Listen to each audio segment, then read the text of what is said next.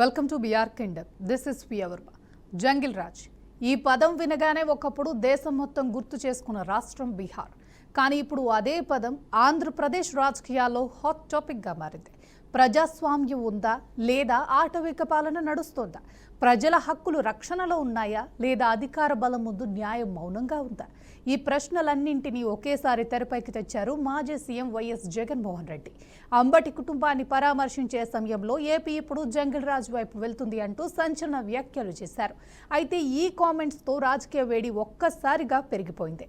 YCP ఆరోపణలకు కూటమి నేతలు గట్టిగానే కౌంటర్లు ఇస్తున్నారు. అసలు ఏపీలో జంగిల్ రాజ్ ఉందంటే అది వైసీపీ పాలనలోనే ఉందంటూ టీడీపీ ఎమ్మెల్యే ధూళిపాళ్ల నరేంద్ర కుమార్ మండిపడ్డారు. మరి నిజంగా జంగిల్ రాజ్ ఎవరిది? జగన్ ఆరోపణల్లో నిజమెంత? కూటమి కౌంటర్లలో వాస్తవమెంత? ఇదే ఇప్పుడు ఏపీ రాజకీయాల్లో అతిపెద్ద చర్చ. జగన్మోహన్ రెడ్డి చేసిన వ్యాఖ్యలు సాధారణ రాజకీయ విమర్శలు కాదు, ప్రస్తుత పాలనపై గట్టి ఆరోపణలు. ప్రజాస్వామ్య విలువలు మరిచిపోయి ఆటవిక వ్యవస్థను అమలు చేస్తున్నారంటూ ప్రభుత్వంపై తీవ్ర విమర్శలు చేశారు జగన్. దాడులు, వేధింపులు, ప్రతీకార రాజకీయాలు ఇవన్నీ ఏపీలో నిత్య కృత్యాలుగా మారాయంటూ తన అనుభవాన్ని ప్రజల ముందుంచే ప్రయత్నం చేశారు. కానీ దీనికి కూటమి నుంచి వచ్చిన కౌంటర్ మాత్రం మరింత ఘాటుగా ఉంది. జంగిల్ రాజ్ పాలన ఉంటే జగన్ ర్యాలీలు, పర్యటనలు ఇంత ప్రశాంతంగా జరుగుతాయా అంటూ నిలదీశారు ధూళిపాళ్ల నరేంద్ర కుమార్. మీ పాలనలో జరిగిన అక్రమాలు, అన్యాయాలు మరిచిపోయారా? అసలు ఏపీని భయపెట్టి పాలన చేసింది వైసీపీయేనని కూటమి నేతలు విమర్శిస్తున్నారు. ఇలా ఆరోపణలు, ప్రత్యారోపణలతో జంగిల్ రాజ్ అంశం రెండు పార్టీల మధ్య రాజకీయ యుద్ధంగా మారుతుంది. ఇక్కడే అసలు ప్రశ్న మొదలైంది. జంగిల్ రాజ్ అనేది మాటల యుద్ధమా లేదా ప్రజలు నిజంగా అనుభవించిన పాలనా విధానమా? వైసీపీ చెప్తున్నట్టు ప్రస్తుతం ప్రభుత్వం ప్రతీకార రాజకీయాలు చేస్తుందా లేదా కూటమి చెబుతున్నట్లు వైసీపీ పాలనే ప్రతీకార రాజకీయాలు చేసిందా? జగన్, చంద్రబాబు ఈ ఇద్దరిలో ఎవరి పాలనలో ప్రజలకు భద్రత ఎక్కువగా ఉందన్న భావన ఉంది? ఎవరి హయాంలో న్యాయ వ్యవస్థ స్వేచ్ఛగా పనిచేసింది? ఇప్పుడు ఈ చర్చ కేవలం రాజకీయ నాయకుల మధ్యే కాదు, ప్రజల మధ్య కూడా మొదలైంది. గ్రామాల్లో, పట్టణాల్లో, సోషల్ మీడియాలో అంతటా జంగిల్ రాజ్ మాటే వినిపిస్తోంది. మరి ఈ రాజకీయ యుద్ధంలో నిజం ఎవరి వైపు ఉంది? ప్రజలు ఎవరి మాటను నమ్ముతారు? జంగిల్ రాజ్ ముద్ర ఎవరి పాలనపై పడనుంది?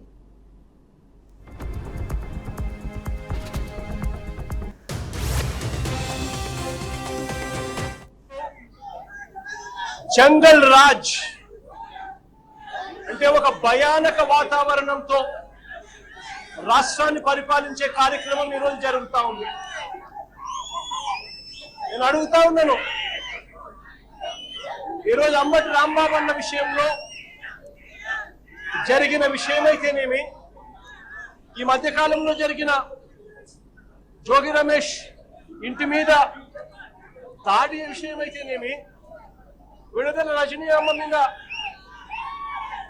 అటాక్ చేసిన విషయమైతేనేమి, ఓళ్ళ బ్రహ్మనాయుడన్న మీద అటాక్ చేసిన విషయమైతేనేమి, అన్నీ కూడా ఈ మధ్యకాలంలోనే జరిగిన ఈ కొన్ని ఘటనలను మాత్రమే ఉటకరించినా కూడా జంగల్ రాజ్ అనేది ఏ స్థాయిలో ఉంది ఈ రాష్ట్రంలో అన్నది ఇట్టి అర్థమయ్యే విషయాలు. రాష్ట్రంలో ఉన్న ఎంతో మంది మాన ప్రాణాలు కోల్పోయిన వ్యక్తులు ఆనాటి మీ పాలనలో, చివరికి ఒక మైనారిటీ అమ్మాయి మీ అధికార పార్టీలో ఉన్న నాయకుడి యొక్క కుమారుడు కంటే ఎక్కువ మార్కులు వచ్చినాయని చెప్పి స్కూల్లో వేధిస్తే మైనారిటీ బాలిక ఆత్మహత్య చేసుకుంటే ఆనాడు కనీసమైన సానుభూతి తెలపని పాలన మీద. కర్నూలు జిల్లాలో ఒక ముస్లిం కుటుంబం పోలీసులు వేధింపు వల్ల, ఆనాటి మీ నాయకుల వేధింపుల వల్ల కుటుంబంతో సహా వెళ్ళి రైలు కింద పడి చనిపోతే అది జంగిల్ పాలన, ఆటవిక రాజ్యం అంటే. మాది కాదు. ఈ రోజు ఎక్కడ అన్యాయం జరిగినా, అక్రమం జరిగినా, దాడులు జరిగినా, గంజాయి అమ్మినా శాంతి భద్రతల పట్ల మా ప్రభుత్వం కఠినంగా ఉంటాం ఇవాళ చూస్తా ఉన్నాం. మరి అటువంటి మీరు పదే పదే ఇవాళ ఈ ప్రభుత్వం మీద బురద జల్లే ఆలోచనతో తప్పితే ఇంకొక ఆలోచనతో మీరు వ్యాఖ్యలు చేయట్లా. అధికారంలో ఉన్నప్పుడు మీ యొక్క అహంకారాన్ని చూసి 11 సీట్లకే పరిమితం చేసినా కూడా జగన్మోహన్ రెడ్డి గారి దగ్గర నుంచి ఇవాళ ఉన్న అంబటి రాంబాబు వరకు వాళ్ళ యొక్క అహంకారం తగ్గల. నిజంగానే పోలీసులు పార్టీ ఆఫీస్ మీద దాడి చేస్తే పోలీసులు ప్రేక్షక పాత్ర వహించారు. అంబటి రాంబాబు ఇంటి దగ్గర అలా చేస్తే నిజంగానే అంబటి రాంబాబు ఇల్లే ఉండేది కాదు. ఎంతో మంది ఇదే అంశానికి సంబంధించి పూర్తి విశ్లేషణ అందించడానికి మనతో పాటు జూమ్ లైవ్ లో అందుబాటులో ఉన్నారు బొట్ల రామారావు గారు, వైసీపీ నేత, అలాగే వెంకటేష్ గారు, టీడీపీ యువ నేత. ఇద్దరికీ నమస్కారం అండి. నమస్కారం అండి. రామారావు గారు. నమస్కారం మేడం. రామారావు గారు, మీ పార్టీ అధినేత జగన్మోహన్ రెడ్డి అన్నట్టుగానే నిజంగానే ఏపీలో ఆటవిక పాలన కొనసాగుతుంది అనుకోవాలంటారా? ఖచ్చితంగా మేడం. జంగిల్ రాజ్ అనేటువంటిది ఇక్కడ జరుగుతుందనే దానికి ఉదాహరణ ఏంటంటే, వీళ్ళ ఎన్డీఏ ప్రభుత్వమే కేంద్రంలో, కేంద్ర ప్రభుత్వం పోలీస్ వ్యవస్థకి ఇచ్చినటువంటి ర్యాంకింగ్స్ లో, రాష్ట్రాలకు ఇచ్చినటువంటి ర్యాంకింగ్స్ లో ఆంధ్రప్రదేశ్ చిట్ట చివరి స్థానం 31వ స్థానానికి పడిపోయింది. అంటే ఇక్కడ జంగిల్ రాజు కాక ఏం జరుగుతుందనే దానికి ఇదొక ఉదాహరణ. ఏదైతే జంగిల్ రాజు అని బీహార్కి పెడతారో పేరు, అది 15వ స్థానానికి వచ్చిందంటే వీళ్ళు ఎంత హీనమైనటువంటి స్థితిలో, జంగిల్ రాజులో కూడా వీళ్ళు ఇంకా అదన స్థానంలో ఉన్నటువంటి పోలీసు వ్యవస్థకు శ్రీకారం చుట్టారు. మనం చూసాం కదా, ఎక్కడ గొడవ జరిగినా పోలీసులు స్టేజింగ్ ఉంటారు, చూస్తూ ఉంటారు. మర్డర్లు జరుగుతున్నా చూస్తుంటారు, వాళ్ళ కళ్ళెదుట అక్రమాలు జరిగినా చూస్తుంటారు. ఎందుకంటే ఆ లోకల్ ఎమ్మెల్యే, లేకుంటే ఆ లోకల్ సంబంధించిన మంత్రి, ఆ లోకల్ ఎంపీ వాళ్ళ అధిపాపం పరిస్థితి. ఎందుకంటే ముఖ్యమంత్రి కార్యాలయం ప్రతిసారి కూడా పర్యవేక్షించి చేస్తున్నటువంటి విధానంలో ఈ యొక్క ప్రక్రియ జరుగుతుందనేది మనకు అర్థమవుతుంది.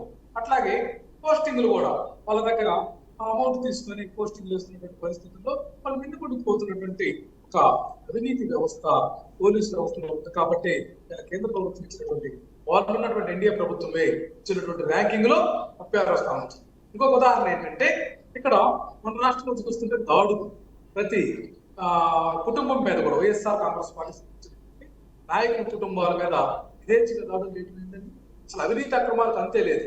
మేము తీసుకొచ్చినటువంటి, మా నాయకుడు జగన్మోహన్ రెడ్డి గారు తీసుకొచ్చినటువంటి స్పెషల్ ఎన్ఫోర్స్మెంట్ బ్యూరో 2 విధాలుగా పనిచేస్తుంది. మైనింగ్ లో అక్రమాలు, అట్లాగే ఇసుకల అక్రమాలు నిర్వహించడానికి సెబ్ తీసుకొస్తే దాన్ని ధ్వంసం చేసి తీసేస్తారు. అట్లాగే మహిళల రక్షణ కోసం దిశ చట్టాన్ని తీసుకొస్తే దాన్ని ధ్వంసం చేసి రద్దు చేసినటువంటి ప్రక్రియ. ఇది చాలా ఈ రాష్ట్రంలో శాంతి భద్రత వైఫల్యం జరిగింది అనేటువంటి అంశానికి, అట్లాగే ఎన్ని మర్డర్లు జరిగినాయి, ఎంత అఘాయిత్యాలు జరిగినాయి తీసుకుంటే దాదాపుగా ఈ రాష్ట్రంలో ఇప్పటికే 1000కి పైగా అఘాయిత్యాలు జరిగినాయి. మరొక 1000కి పైగా అత్యాచారాలు కానీ, లేకుంటే దాష్టికాలు కానీ, దాడులు కానీ జరిగినటువంటి పరిస్థితి ఉంది. ఇది పోలీసు వైఫల్యం కాదని నేను క్లియర్ కట్ గా చెప్తున్నాను. దానితో రామారావు గారు ఒక నిమిషం వినండి. వివాదాలు సృష్టించి రామారావు గారు ఒక నిమిషం ఆగండి. వెంకటేష్ గారు ఏదో చెప్పాలనుకుంటున్నారు. వెంకటేష్ గారు మాట్లాడిన తర్వాత మీరు మళ్ళీ మాట్లాడండి. ముందుగా ప్యానెల్లో ఉన్న సభ్యులకు, బీఆర్కే న్యూస్ యాజమాన్యానికి అందరూ కూడా నమస్కారాలు తెలియజేసుకుంటూ, ఈరోజు జగన్మోహన్ రెడ్డి గారు ఏదైతే మాటలు మాట్లాడుతున్నాడో, ఆయన ఇంకా అధికారంలోనే ఉన్నామని, అధికార మదంలోనే ఉండి మాట్లాడుతున్నట్టుగా ఆయన మాట్లాడుతున్నాడు. మీరు ఇక్కడ ఒక విషయం గమనించుకోవాల్సి ఉంది. జగన్మోహన్ రెడ్డి గారు బెంగళూరు ప్యాలెస్ నుంచి బయటకు వచ్చి వీకెండ్ ఇటు ఒక టూరిస్టులు ఆంధ్రప్రదేశ్ రాష్ట్రానికి వచ్చి నిజంగా ఆయన జంగిల్ రాజుగా వ్యవహరిస్తున్నాడు. ఆయన జంగిల్ రాజుగా పరిపాలించాలి కాబట్టి ఆయన ఈరోజు 11 సీట్లకు ఈ ఆంధ్రప్రదేశ్ రాష్ట్ర ప్రజలు పరిమితం చేశారు. ఒకటి గుర్తుంచుకోవాలి, ఇంకా వైసీపీ పార్టీ నాయకులకు ఎటువంటి కొవ్వు కూడా తగ్గలేదు. అంటే ఇంకా మేము అధికారంలోనే ఉన్నామనే భ్రమలోనే ఈ రోజు రాష్ట్ర వ్యాప్తంగా వైసీపీ శ్రేణులు కానీ, నాయకులు కానీ ఆ భ్రమతో ఉన్నారు. లేదంటే ఏంటంటే ఆంధ్రప్రదేశ్ రాష్ట్ర ప్రజానికం సిగ్గుతో తలదించుకునేలా ఈ రోజు అంతర్లేసినటువంటి 4 సార్లు ముఖ్యమంత్రి, ప్రతిపక్ష హోదా, అలాగే రాష్ట్రంలో, దేశంలో పేరున్నటువంటి నారా చంద్రబాబు నాయుడు గారిని అంబటి రాంబాబు గారు చేసిన వ్యాఖ్యలు సరైనటువంటివా? అదే ఆయన చేసిన వ్యాఖ్యలు ఈ వైసీపీ నాయకులు ఏదైతే మాట్లాడుతున్నారో, మీ తల్లికి, మీ చెల్లికి, మీ అక్కకి ఇది చూపించి, ఇది అమ్మా ఇది కరెక్టేనా అని ఒక్కసారి చెప్పండి. వాళ్ళు మీ మొక్కన ఊయకపోతే ఛాలెంజ్ విసురుతున్నా. ఇది ఫస్ట్ మీరు వాస్తవంగా గమనించండి. అలాగే అంబటి రాంబాబు గారు ఎలాంటి వ్యాఖ్యలు చేశారంటే, అలాంటి చేయడం తప్పు కదా. ఆయన ఏదైనా ప్రోగ్రామ్ వెళ్ళాలి, ప్రోగ్రామ్ చూసుకొని వెళ్ళాలి. కానీ మరీ ఎక్స్పెషల్ గా సోషల్ మీడియాలో వైరల్ కావాలి, జగన్మోహన్ రెడ్డి దృష్టిలో పడాలి, నేను ఈ రాష్ట్ర ప్రజల దృష్టిలో పడాలి, వైసీపీ ప్రజల దృష్టిలో పడాలని చెప్పి ఆయన సంబరాల రాంబాబుగా ఆయన మీడియాకి తొంగి మరీ మీడియాకు అలాంటి వ్యాఖ్యలు చేయడం చాలా నిజంగా విడ్డూరకరం. అలాగే మీరు జంగిల్ రాజు అంటున్నారు. జంగిల్ రాజు అని మాట్లాడే ముందు వైసీపీ శ్రేణులు గుర్తుంచుకోవాలి, నిజంగా జంగిల్ రాజు ఎవరంటే జగన్మోహన్ రెడ్డి. తన పాలన ఒకసారి వెనక్కి వెళ్ళి తిరిగి చూసుకోవాలి. ప్రజాస్వామ్యాన్ని తొక్కేసి ఎంత వైసీపీ గవర్నమెంట్ లో గొడ్డలి పట్టు సొంత బాబాయినే చంపితే అడిగే దిక్కు లేదు ఆయన మీద. ఇంకొకటి జంగల్ రెడ్డి పాలన చెప్తారు, పోలీసుని దుర్వినియోగం చేసి, చట్టాన్ని దుర్వినియోగం చేసి మీరు 2019 నుంచి 24 మీ ప్రభుత్వంలో ఎన్ని అక్రమాలు చేశారు, ఎన్ని దుర్ఘటనలు చేశారు, ఎంతమంది పోలీసులు పోస్టింగ్ లేదు, ఎంతమంది పోలీసుల్ని మీరు పోస్టింగ్ లేకుండా ఇబ్బందులు పెట్టారు, అలాగే ఎంతమంది ఐఏఎస్లకి పోలీసులకి అందరూ కూడా మీరు ఇబ్బంది పెట్టిన పరిస్థితి. నిజంగా జగన్ రెడ్డి పాలన జంగిల్ రాజ్ పాలన అని ఇప్పుడు అర్థం అవుతుంది ప్రజలకు, రాష్ట్ర ప్రజలు. కాబట్టి మిమ్మల్ని ఇంట్లో కూర్చోబెట్టారు. ఇంకొక విషయం మీరు గుర్తుంచుకోవాలి, ఈ రోజు ఆంధ్రప్రదేశ్ రాష్ట్రానికి వేల కోట్ల పెట్టుబడులు వస్తున్నాయి. ఆంధ్రప్రదేశ్ రాష్ట్రం సంక్షేమం దృష్టిగా, ఆ అభివృద్ధి దృష్టిగా ముందుకెళ్తుందని చెప్పి ఓర్వలేక వైసీపీ పార్టీ పాతాళంలోకి పోతుంది. ఇక 11 సీట్లు కాదు, రాబోయే రోజుల్లో సింగిల్ డిజిట్ కే పరిమితమవుతాము. దీన్ని ఎలాగైనా ప్రజల్లో దీన్ని డివేట్ చేయాలి, అధికార ప్రభుత్వం కూటమి ప్రభుత్వం ఎలాగైనా ఇరుకు పెట్టాలి, డ్యామేజ్ చేయాలనే ఉద్దేశంతో ఈ రోజు రాష్ట్రంలో ఉన్నటువంటి వైసీపీ నాయకులు రోడ్ల మీదకి యథాచ్ఛగా, ఈ రోజు కూటమి ప్రభుత్వం మీకు ఆ స్వేచ్ఛను ఇచ్చింది కాబట్టి మీరు రోడ్ల మీదకి వచ్చి ఇష్టానుసారంగా వాగుతున్నారు. అదే మీ పాలనలో ఎవరు ప్రశ్నిస్తే వాళ్ళు గొంతు నొక్కుతుంటారు. ప్రతిపక్షాలు కానీ, అలాగే మిత్రపక్షాలు కానీ, వామపక్షాలు కానీ, అధికారులు కానీ పోలీస్ శాఖలు పెట్టి పరదాలు కట్టి చెట్లు కొట్టి మీ ముఖ్యమంత్రి వస్తున్నాడంటే రోడ్లు నిర్బంధం చేసి ఎవరిని బయటికి రాకుండా చేసిన నిజంగా జంగల్ రాజు పాలన ఏదైనా ఉందంటే అప్పటి వైసీపీ పాలన. అలాగే తిరుపతిలో లడ్డు కల్తీ విషయం, నిజంగా ఏదైనా చిత్తశుద్ధి ఉంటే మీరు ప్రమాణం చేయండి, అంతేగాని చేయలేదని చెప్తున్నారు. మీరు చేసినవన్నీ అవినీతి అక్రమాలే. కాబట్టి ఈ రోజు మీరు ఇది ఒప్పుకోవాల్సిందే, దీంట్లో ఎటువంటి లేదు. మీరు అవినీతి చేశారు, అక్రమాలు చేశారు కాబట్టి ఈ రోజు మిమ్మల్ని ఇంట్లో కూర్చోబెట్టారు. అంతేగాని మీరు నిజంగా ఈ రోజు ఇప్పటికైనా చిత్తశుద్ధి ఉంటే మానండి, అసెంబ్లీకి రండి. మీరు 11 మంది ఎమ్మెల్యేలు ఎవరైతే ఉన్నారో అసెంబ్లీలో వచ్చి నిజంగా మీ సమస్యను ప్రస్తావించండి. లేదా అప్పుడు మీరు గవర్నమెంట్ లో చేసిన ఏదైనా నిజం మేము అక్రమాలు చేయలేదంటే అసెంబ్లీలో రుజువు చేయండి, అంతే తప్ప ఇలా రోడ్ల మీదకి వచ్చి ఒకటి అడుగుతున్నానండి. ఈ రోజు రాష్ట్ర వ్యాప్తంగా ఉన్నటువంటి వైసీపీ నాయకులు కానీ, రామారావు గారు కానీ, తాడేపల్లి నుంచి గుంటూరుకి ఎన్ని కిలోమీటర్లు ఉందండి? కేవలం 34 కిలోమీటర్లు ఉంది. 34 కిలోమీటర్లు ఉన్న గుంటూరుకి అంబటి రాంబాబు గారి కుటుంబాన్ని జగన్మోహన్ రెడ్డి గారు పరామర్శించేదానికి వచ్చి 9 గంటలు పడుతుందా? ఇది కాదని జంగల్ రాజ్ పాలన అంటే? అదే జంగల్ రాజ్ పాలన అన్నట్టు మీరు అన్నట్టు మేము మీద చేసింటే 9 గంటలు ఆయన రోడ్డు మీదకి వచ్చేవాడా? 9 గంటల యాత్ర కొనసాగించేవాడా? మేము ఈ రోజు వైసీపీ వాళ్ళకి స్వేచ్ఛను ఇచ్చాం కాబట్టి మీరు స్వచ్ఛందంగా ర్యాలీలు చేసుకోగలుగుతున్నారు, రోడ్డు మీదకి వస్తున్నారు, ధర్నాలు చేస్తున్నారు, ఏది వాగుతున్నారు. అది నిజమండి, వాస్తవాలు ఒప్పుకోవాలి. నిజంగా జగన్ రెడ్డి పాలన ఎవరు అంటే వైసీపీ వాళ్ళదే. వెంకటేష్ గారు, రామారావు గారితో కూడా మాట్లాడదామండి. రామారావు గారు, ఇప్పుడు వెంకటేష్ గారు అన్నట్టుగానే ఒకవేళ రాక్షస పాలన గనక కొనసాగుతున్నట్లయితే ఆంధ్రాలో 9 గంటలు ఆయన రోడ్డు మీద ఎలా ఉంటారు అని అడుగుతున్నారు, మీరేమంటారు? ఇక్కడ ఒక అంశం అండి, మన రాష్ట్రంలో జరుగుతున్నటువంటి పరిణామాలు చూస్తే బాలికల మీద అత్యాచారం, మహిళల మీద అత్యాచారం మనం ఎన్ని చూసాం. బాలికల మీద అత్యాచారాలంటే మీరు నిజంగా చెప్పాలంటే 10th క్లాస్ లో ఒక అమ్మాయికి మీ వైసీపీ లీడర్ వెంకటేష్ గారు, రామారావు గారు మాట్లాడిన తర్వాత మీరు మాట్లాడండి. మీరు మాట్లాడినంతసేపు ఆయన మాట్లాడలేదు కదండి. వెంకటేష్ గారు, రామారావు గారు మాట్లాడిన తర్వాత మీరు మాట్లాడండి. మీరేం మాట్లాడాలనుకున్నా ఇప్పుడు ఆయన మాట్లాడండి. ఇంటరప్ట్ అవుతారు, ప్రజలకు అర్థం కాదు. మీరు చెప్పింది అర్థం కాదు, నేను చెప్పింది అర్థం కాదు. అది కాదు కదా, ఇక్కడ మెరుగైన సమాజం కోసం ఈ ఛానల్స్ వాళ్ళు డిబేట్స్ పెట్టి చర్చా వేదికలు పెడుతుంటే దాన్ని కూడా మీరు అడుగుంటే ఎట్లాంటి? నేనేమంటున్నానంటే ఈ రాష్ట్రంలో ఖచ్చితంగా ఏదైతే శాంతి భద్రతలో వైఫల్యం జరిగింది, ఈ అంశాన్ని గుర్తించే మేము రాష్ట్రపతి పాలన విధించాలని మా నాయకుడు జగన్మోహన్ రెడ్డి గారు పలు దఫాలు కేంద్ర ప్రభుత్వానికి కోరినటువంటి సందర్భాన్ని గుర్తు చేస్తున్నాం. అట్లాగే మిగతా రాష్ట్రాల్లో రాష్ట్రపతి పాలన విధించినప్పుడు జరిగినటువంటి ఏదైతే ఆ సంఘటనలు ఉన్నాయో దానికి మించి 10 రెట్లు ఈ రాష్ట్రంలో సంఘటనలు జరుగుతుంది పరిస్థితి అయితే ఉంది. ప్రజలందరూ కూడా ఈ రోజు ముక్కును వేలేసుకుంటారు. అంటే అధికారంలో ఉన్నటువంటి పార్టీకి చుట్టాలు అవుతాయండి. ఇవి దుర్మార్గమైనటువంటి వ్యవహారం మనం చూసాం. స్కిల్ డెవలప్మెంట్ కేసులో రామారావు గారు ఒక్క నిమిషం, ఇప్పుడు మీరు అన్నారు కదా దుర్మార్గమైన పాలన అనేసి అన్నారు, ఆ మాట వాడారు కదా. ఇప్పుడు మీ పార్టీ కూడా అధికారంలో ఉన్నప్పుడు ఇలాంటి దాడులు కూడా జరిగినాయి, మరి దాన్ని ఏమంటారు? మీరు అధికారంలో ఉన్నప్పుడు కూడా ఇటువంటి దాడులు జరిగాయి చాలా నాయకుల మీద. పేర్లు అవసరం లేదు కానీ ఇప్పుడు మరి ఆ దాడులను ఏ విధంగా చూడాలంటారు? అంటే కంపారబిలిటీ అది కూడా రాక్షసంగానే అనిపించింది, ఇది కూడా రాక్షసంగానే అనిపించింది అని అనుకోవాలి కదా, మరి రెండు సమానమే అనుకోవాలి కదా. మాస్క్ అడిగినందుకు దళిత సాక్షాత్ ముఖ్యమంత్రిని తెలుగుదేశం పార్టీ కార్యాలయం నుంచి స్టేట్మెంట్ ఇస్తారు. దుర్మార్గం కదా మేడం.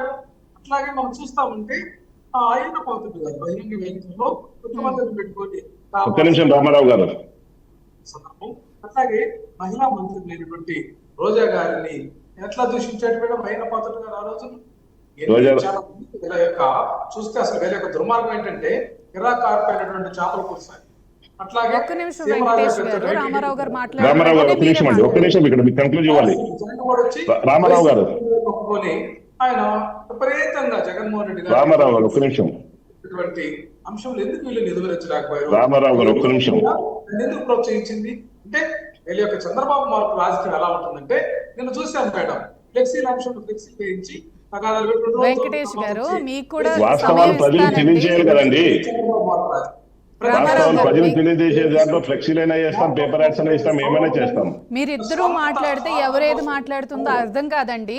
రామారావు గారు మాట్లాడేసిన తర్వాత ఒక్క నిమిషం అండి, మీకు కూడా నేను సమయం ఇస్తాను, అప్పుడు మీరు మాట్లాడుదురు కానీ. ఓకే మేడం, ఇప్పుడు మీరు చెప్పండి.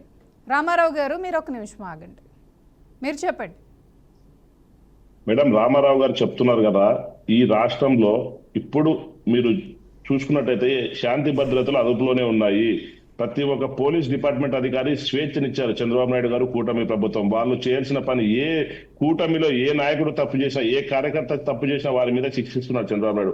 మీరు చూశారు నిన్న అంబటి రాంబాపారి ఇంటి పైన అయితేనేమి, జోగి రమేష్ ఇంటి పైన దాడికి వెళ్ళినటువంటి టీడీపీ నాయకులు, కార్యకర్తలు, స్థానిక ఎమ్మెల్యేల మీద కూడా కేసు బుక్ చేసినటువంటి ఘనత చంద్రబాబు నాయుడు గారిది. అలాగే గతంలో భారతీ రెడ్డి గారి మీద ఒక కామెంట్ చేసే టీడీపీ నాయకుడు పార్టీ నుంచి తొలగించడమే కాకుండా ఆ టీడీపీ కార్యకర్త మీద కేసు పెట్టి జైలుకి పంపించిన ఘనత చంద్రబాబు నాయుడు గారిది. అలాగే వీళ్ళు ప్రభుత్వంలో చూసుకున్నట్టయితే ఆ రోజు ఉన్నటువంటి టీడీపీ పార్టీ ఆఫీస్ పైన దాడి చేశారు, చంద్రబాబు నాయుడు గారి ఇంటి పైన దాడి చేశారు. అలాగే ఆయన విజయవాడలో పార్టీ ఆఫీస్ లో కూర్చొని ఏదో స్టేట్మెంట్ ఇచ్చాడని చెప్పాడు ఇందాక, ఆయన మీద కూడా పట్టాభి మీద కూడా దాడి చేసి వాళ్ళ ఫ్యామిలీని భయపెట్టారు. అలాగే తురక కిషోర్ లాంటి వాళ్ళు ఎంతో మంది ఎలక్షన్ లో వెళ్తే టీడీపీ నాయకుల మీద దాడి చేశారు. దాడికి సంస్కృతికి పాల్పడుతున్నది వైసీపీ ప్రభుత్వమే. అలాగే మా నంద్యాల జిల్లాలో ఒక ముస్లింస్ వాళ్ళ కుటుంబమే రైలు పడి ఆత్మహత్య చేసుకుంది, ఇది వాస్తవం కదా. అలాగే మాస్క్ అడిగినందుకు డాక్టర్ సుధాకర్ గారిని వేధించి చంపారు, ఇది వాస్తవం కదా. అలాగే ఒక అగ్రికల్చర్ ఆఫీసర్ డిపార్ట్మెంట్ లో కరోనా టైంలో ఆయన మీద కూడా మా కర్నూలు జిల్లాలో దాడి జరిగింది, ఆయన కూడా ఆత్మహత్య చేసుకున్నాడు, అది వాస్తవం కదా. ఇలాంటి ఘటనలు ఎన్నో జరిగాయి వైసీపీ ప్రభుత్వంలో. సొంతం బాబాయ్ చనిపోతేనే దిక్కు లేదు, అది వాస్తవం కదా. అలాగే ఈ రోజు చెప్తున్నారు మీరు పోలీసులు అని, ఇదే పోలీసులను అడ్డం పెట్టుకొని కర్నూలులో వైవి సుబ్బారెడ్డి గారు, అవినాష్ రెడ్డి గారు ఏదైతే వాళ్ళ బాబాయ్ చనిపోయినప్పుడు కోర్టుకు రావాలని చెప్పి కోర్టు పిలిస్తే కోర్టు నిబంధనలు కూడా పాటించుకోకుండా కర్నూలు దాటకుండా హైదరాబాద్ కి తీసుకెళ్తారేమో, అరెస్ట్ చేస్తారేమో అనే భయంతో మీ అధికారాన్ని దుర్వినియోగం చేసి అధికారాన్ని అడ్డు పెట్టుకొని వైఎస్ అవినాష్ రెడ్డి గారిని కర్నూలు కూడా రాకుండా కాపాడింది వైసీపీ వారు కదా, ఆ రోజు అప్పటి పోలీసులు కదా. నిజంగా పోలీసులకి స్వేచ్ఛ ఉండేదే ఈ ప్రభుత్వంలో, ఎవరు తప్పు చేసినా శిక్షిస్తాం ఈ ప్రభుత్వం, అది తెలుసుకోవాల్సిందిగా కోరుచున్నానండి నేను. మీరు మాట్లాడండి రామారావు గారు, మీ అభిప్రాయం ఏంటి వెంకటేష్ గారు అన్న వ్యాఖ్యల మీద?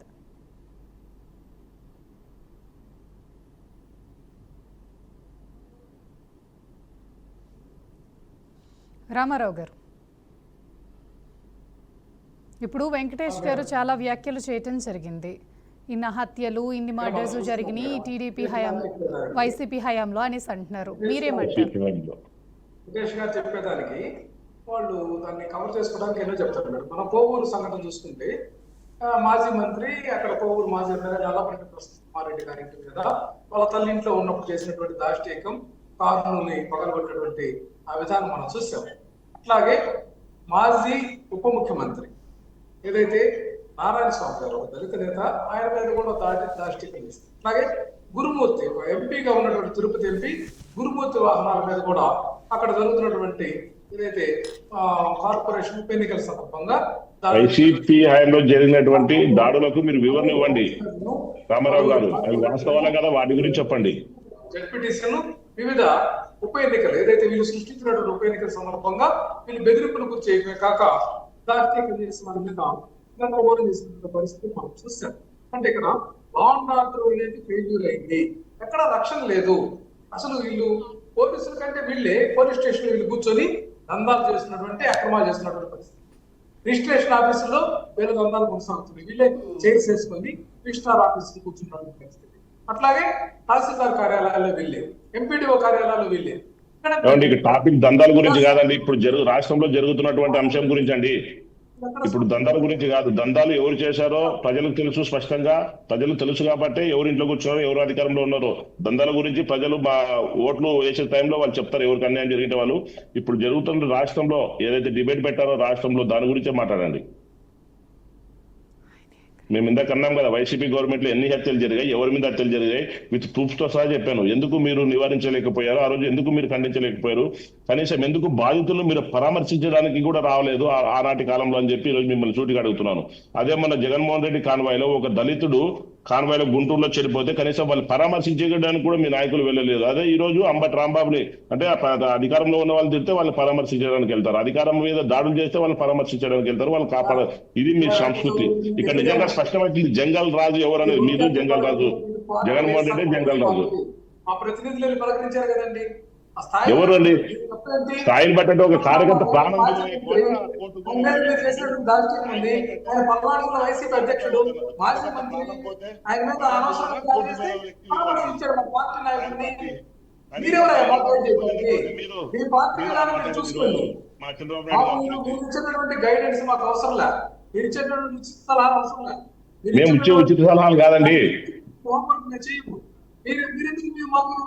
మీరు అలా ప్రజలు మేము మా ఉచిత సలహాలు కాదు, మీరు ప్రజల సలహాలు పాటించలేదు కాబట్టి ఈ రోజు అది గమనించండి. అలాగే ఎవరు ప్రజాస్వామ్యంలో ఎవరు సలహా ఇచ్చినా స్వీకరించాలి, అది కరెక్ట్ అయితే కరెక్ట్ అనాలి, మంచి అయితే మంచి అనాలి. మీరు అలా విభేదిస్తున్నారు కాబట్టి, అలా మూర్ఖంగా మీరు వ్యవహరిస్తున్నారు కాబట్టి ఈరోజు మీ పార్టీ పరిస్థితి. ఈరోజు మీ పార్టీ ఈ పరిస్థితి అధికారంలో ఉందంటే, మీ పార్టీ ఈ రోజు ఈ పొజిషన్ లో ఉందంటే దానికి కారణం మీ నాయకులు మీరే. మనోభావాన్ని పట్టించుకోలేకపోతున్నారు మీరు.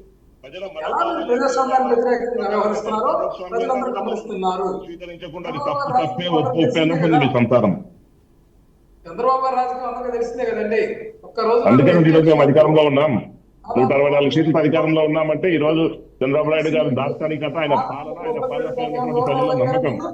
అవినీతికి అంతే లేదు, ఈ అక్రమాలకు అంతే లేదు, ఈ దోపిడీకి అంతే లేదు. రైట్ రామారావు గారు, అలాగే వెంకటేష్ గారు, మన చర్చ సమయం అయిపోయిందండి, ముగించే సమయం కూడా వచ్చేసింది. మేడం ఒక్క నిమిషం మేడం, ఫైనల్ గా ఒక్క నిమిషం మేడం. ఈ రోజు వైసీపీ వాళ్ళు ఎక్కడైతే కూటమి ప్రభుత్వం చేసి వచ్చింది కాబట్టి వాళ్ళు రప్పారప్పాలు బ్యానర్ వేసుకుంటారు. ఏంటంటే సంస్కృతి మీరు రప్పారప్పడం. ఈ రోజు చంద్రబాబు నాయుడు గారు కూటమి ప్రభుత్వం మీకు స్వేచ్ఛనిచ్చింది కాబట్టి మీరు రోడ్ల మీద రప్పారప్ప. కానీ ఇప్పుడు మనకి నెక్స్ట్ ప్రోగ్రామ్స్ టైం అయిపోయింది కాబట్టి మనం ముగించాల్సిన టైం వచ్చేసింది. ఇద్దరు చర్చలో పాల్గొన్నందుకు ధన్యవాదాలు.